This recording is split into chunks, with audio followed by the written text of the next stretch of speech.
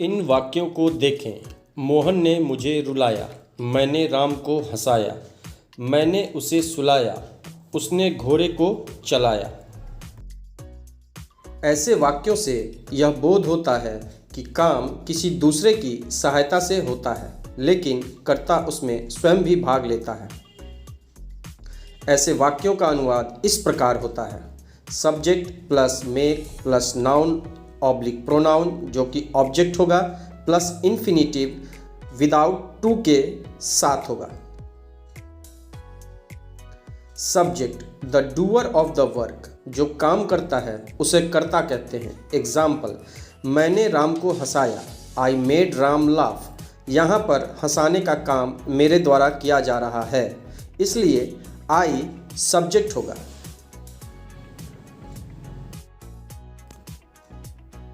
Make it's a causative verb.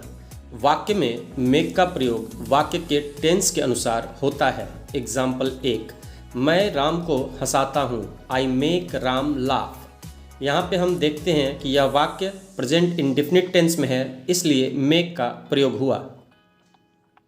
Example 2, मैंने राम को हंसाया, I made Ram laugh. यहाँ हम देख रहे हैं कि यह वाक्य पास्ट इंडेफिनिट टेंस में है, इसलिए मेड का प्रयोग किया गया। एग्जाम्पल 3, मैं राम को हंसाऊंगा, I will make Ram happy. Future indefinite tense के वाक्यों में मेक के साथ विल का प्रयोग किया जाएगा। यहाँ हम देखते हैं कि यह वाक्य फ्यूचर इंडेफिनिट टेंस में है, इसलिए मेक के साथ विल का प्रयोग किया गया।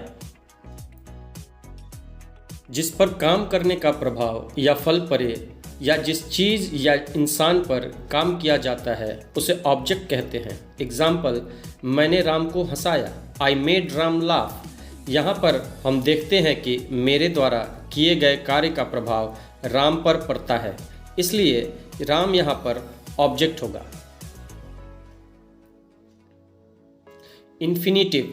इन्फिनिटिव वर्ब को समझने के लिए आइए वर्ब को संक्षेप में समझते हैं। वर्ब दो प्रकार के होते हैं, एक फाइनाइट वर्ब और दूसरा non finite verb. Finite verb वाक्य में सब्जेक्ट पर निर्भर या आश्रित होता है, मतलब सब्जेक्ट के ही नंबर और पर्सन के अनुसार फाइनाइट वर्ब में विकार या चेंजेस आते हैं। आइए एक उदाहरण से समझते हैं। Ram reads a book.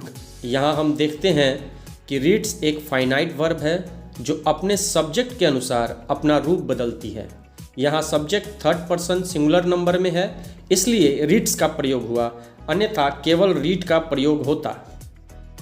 Non finite verb का अर्थ होता है असीमित।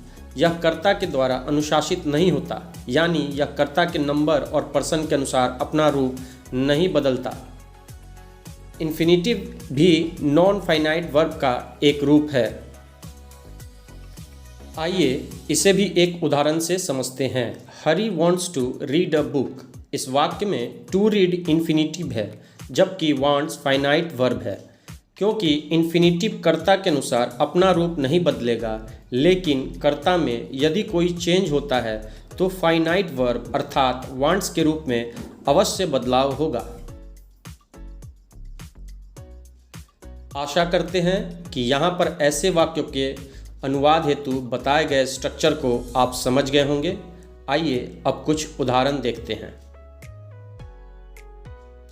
माँ ने बच्चों को सुलाया, mother made children sleep. Radha ने मुझे गवाया, राधा मेड मी सिंग। मैंने उसे हंसाया, आई मेड हिम लाफ। उसने मुझे टहलाया, ही मेड मी वॉक। बच्चे मुझे बेवकूफ़ बना रहे हैं, चिल्ड्रेन आर मेकिंग मी फूल। वह मुझे बेवकूफ़ बनाता है, ही मेक्स मी फूल।